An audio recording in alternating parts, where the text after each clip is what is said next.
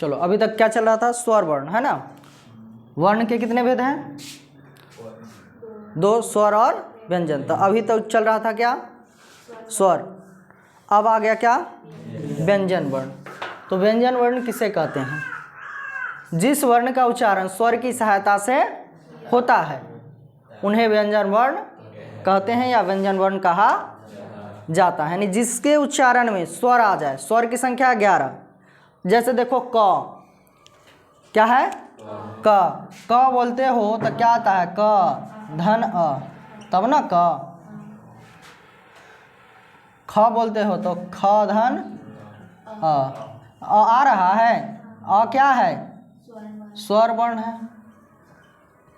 तो जिस वर्ण के उच्चारण में स्वर की सहायता ली जाती है, यानी स्वर की सहायता से उच्चारण होता है, उन्हें क्या कहते हैं, व्यंजन वर्ण कहते हैं। समझ में आया। जैसे क है तो क धन अ, इसमें जो है हलंत लगा रहता है ना, हलयुक्त होता है। तो क धन अ तब ना बना है क्या, क। ख धन अ तो बना है क्या, ख। और अ क्या है, स्वर है। आई क क्या है, व्यंजन है। तो व्यंजन के उच्चारण में स्वर आ गया तो इसको क्या कहेंगे, व्यंजन वर्ण। और स्वर जो उच्चारण होता है स्वतंत्र रूप से, मतलब किसी के सहायता से नहीं होता है। अब ध्यान दो, नोट यहाँ लिखे हैं, व्यंजन वर्ण की कुल संख्या कितनी है, 33 है। स्वर वर्ण की कुल संख्या कितनी है, 11। व्यंजन वर्ण के भेद, व्यंजन वर्ण के भेद देखो, व्यंजन वर्ण के 3 भेद हैं। कितने भेद हैं, 3 भेद हैं। कौन कौन, स्पर्श व्यंजन, अंतस्थ व्यंजन और ऊष्म व्यंजन। स्वर वर्ण व्यंजन वर्ण के कितने भेद, 3 भेद। कौन कौन, स्पर्श व्यंजन, अंतस्थ व्यंजन और ऊष्म व्यंजन। अब सबसे पहला आता है क्या, स्पर्श व्यंजन क्या है। तो जो व्यंजन कंठ, तालु, मूर्धा, मूर्धा कहने का मतलब है तालु का ऊपरी भाग, तालु का ऊपरी भाग, कंठ, तालु, मूर्धा। अब मूर्धा किसको कहते हैं, तालु के ऊपरी भाग को क्या कहते हैं, मूर्धा कहते हैं। मूर्धा ओठ, दांत आदि के स्पर्श, स्पर्श करने का मतलब जब उच्चारण करे तो क्या सटे, ओठ। जैसे बोलो क तो जीभ सट रहा है ऊपर, सट रहा है कि नहीं, क। तो स्पर्श से बोले जाते हैं उन्हें क्या कहते हैं, स्पर्श व्यंजन कहते हैं। यानी कंठ, तालु, मूर्धा, ओठ, दांत आदि के स्पर्श यानी सटने से, जीभ जब सटेगा तो उसके स्पर्श से बोले जाते हैं, उन्हें क्या कहेंगे, स्पर्श व्यंजन कहते हैं। और स्पर्श व्यंजन की संख्या कितनी है, 25 है। पूछ देगा कि स्पर्श व्यंजन की संख्या कितनी है, 25 है। स्पर्श व्यंजन को कितने वर्गों में बांटा गया है, तो इन्हें जो है 5 वर्गों में बांटा गया है। कितने वर्गों में, 5। स्पर्श व्यंजन को कितने वर्गों में बांटा गया है, 5 वर्गों में बटे हुए हैं। और प्रत्येक वर्ग का नामकरण, प्रत्येक वर्ग का नामकरण मतलब उसका नाम रखा गया है प्रथम वर्ण के आधार पर। उसका नाम जो है प्रथम वर्ण के आधार पर किया गया, उसका नामकरण यानी नाम रखा गया है उसके प्रथम वर्ण के आधार पर। जैसे क वर्ग, च वर्ग, ट वर्ग, त वर्ग, प वर्ग। हो गया, इतना समझ में आया। अब इसी वर्ण को यानी इसका जो पांचों वर्ग है, इस पांचों वर्ग को समझेंगे और इसका उच्चारण देखेंगे। किसका उच्चारण, किस वर्ग का उच्चारण कहाँ से होता है, किसका कंठ से होता है, किसका तालु से होता है, किसका मूर्धा से होता है, किसका ओठ से होता है और किसका दांत से होता है, इसके बारे में समझेंगे। देखो स्पर्श व्यंजन को कितने वर्गों में बांटा गया है, 5।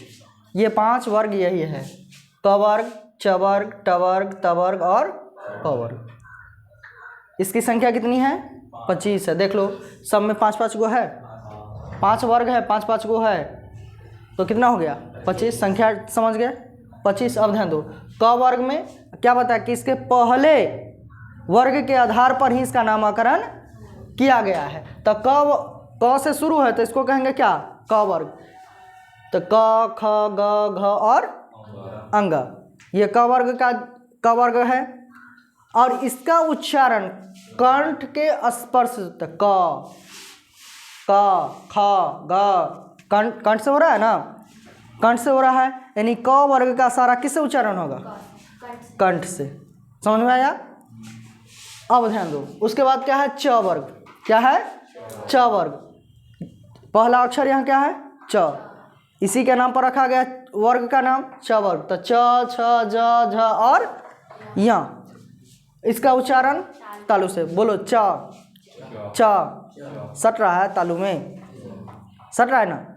च छ ज झ सट रहा है य, तो इसका उच्चारण किससे? तालु से। तो च वर्ग का उच्चारण किससे? तालु से। क वर्ग का कंठ से। ट वर्ग, ट वर्ग ट ठ ट ठ ड ढ न, ट ठ ड ढ न, इसका उच्चारण मूर्धा से। इसका उच्चारण किससे होता है? मूर्धा से होता है। मूर्धा मतलब तालु का ऊपरी भाग, तालु का ऊपरी भाग से होता है। जैसे पढ़ो ट ट ऊपरी भाग से हो रहा है ना, ठ ड ढ टवर्गीना। अब ध्यान दो, त वर्ग, त वर्ग त थ द ध और न, और इस त वर्ग का उच्चारण जो होता है दांत से। किससे? त, दांत में आ रहा है, उच्चारण कर पढ़ कर देखो। त थ जीभ सट रहा है ना, त थ जीभ सट रहा है कि नहीं? अब ध्यान दो, उसके बाद क्या है? प वर्ग। प वर्ग, प वर्ग में क्या जगह? प फ ब भ और म। इस प वर्ग का उच्चारण, इसका उच्चारण ओष्ठ से होता है। पढ़ो प, ओठ सट रहा है, ओठ सट रहा है ना। प फ सब पांचों पढ़ो, प फ ब भ म, पांचों के उच्चारण में आ गया, सब ओठ से हो रहा है। अब ध्यान दो, ये तो पहला वर्ग था क्या? स्पर्श। क्या था? स्पर्श व्यंजन। अब दूसरा क्या है? अंतस्थ व्यंजन। तो य र ल और व अंतस्थ व्यंजन है, यानी य र ल और व को ही क्या कहा जाता है? अंतस्थ व्यंजन कहा जाता है। इनकी संख्या 4 है। 4 को है ना, य र ल और व, इनकी संख्या 4 है। इनका उच्चारण, किनका उच्चारण? य र ल और व का उच्चारण जीभ से होता है, तालु से होता है और दांत, दांत और ओठों के परस्पर क्या सटेगा? जीभ, दांत, तालु और ओठ के सटने से, परस्पर सटने से उच्चारण होता है। इसका उच्चारण होता है य र, सट रहा है ना, लेकिन कहीं भी पूर्ण स्पर्श नहीं होता है। लगेगा कि सट ही नहीं रहा है, लगेगा क्या? सट ही नहीं रहा। स्पर्श का मतलब क्या? सटना। तो लगेगा कि स्पर्श ही नहीं होता, पूर्ण स्पर्श नहीं होता है। अब ध्यान दो, उसके बाद क्या आता है? ऊष्म व्यंजन। क्या आता है? ऊष्म व्यंजन। ऊष्म का मतलब होता है गर्म। ऊष्म का मतलब क्या होता है? गर्म। तो प्लावश, मूर्धन्य स, दंती स बोलते हैं, हा ऊष्म व्यंजन है, यानी प्लावश, मूर्धन्य स, दंती स, हा ऊष्म व्यंजन है। इसको ऊष्म व्यंजन कहा जाता है। इनका उच्चारण रगर या घर्षण से उत्पन्न गर्म वायु से होता है। जैसे पढ़ते हो श, तो गर्म वायु निकलता है। वायु मीन्स हवा। श लाभ श, तो गर्म निकलता है हवा। लाभ श, गर्म हवा निकलता है, रगर से होता है उत्पन्न। श रगड़ा रहा है ना ऊपर, देखो उच्चारण देखो। श गर्म वायु से होता है, इसलिए इन्हें क्या कहा जाता है? ऊष्म व्यंजन कहते हैं, इसलिए इन्हें ऊष्म व्यंजन कहते हैं। इनकी संख्या क्या है? 4 है। इनकी संख्या 4 है। तो पूछ देगा कि ऊष्म व्यंजन की संख्या कितनी? 4 है। और अंतस्थ व्यंजन की संख्या 4। अब व्यंजन की कुल संख्या, व्यंजन की कुल संख्या कितना हुआ? ये 25 को हो गया और 8 ये हो गया, दोनों मिलाकर कितना हुआ?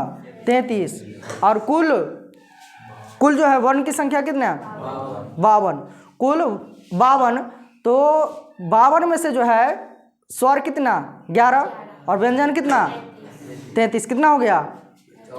44। अब ध्यान दो, इसमें तुम्हारा य र ल व लाभश मूर्धन्स दंस और ह, तो क्या को होगा, ये जो है हो गया। अब इसमें बच क्या रहा है, अक्षा त्र ज्ञ और स्र, क्या को बचा, 4 गो। तो इधर हो गया कितना, 33 को हो गया व्यंजन और 11 हो गया क्या, स्वर। टोटल कितना हो गया 44 और प्लस 4 अक्षत्र ज्ञ और स्र, कितना हो गया, और ये हो गया 44 और प्लस ये हो गया तुम्हारा 4। अब बच कितना रहा है, 48 हुआ, 48 हुआ ना। अब क्या बच रहा है, 4 कौन कौन बच रहा है, एक बड़ी र अड़ जिसको पढ़ते हो और एक ढ, तो 2 ये हो गया, ये 2 ये हो गया और उसके बाद क्या बचा, एक बच रहा है ज और एक बच रहा है फ। ई जो है 2 को हो गया,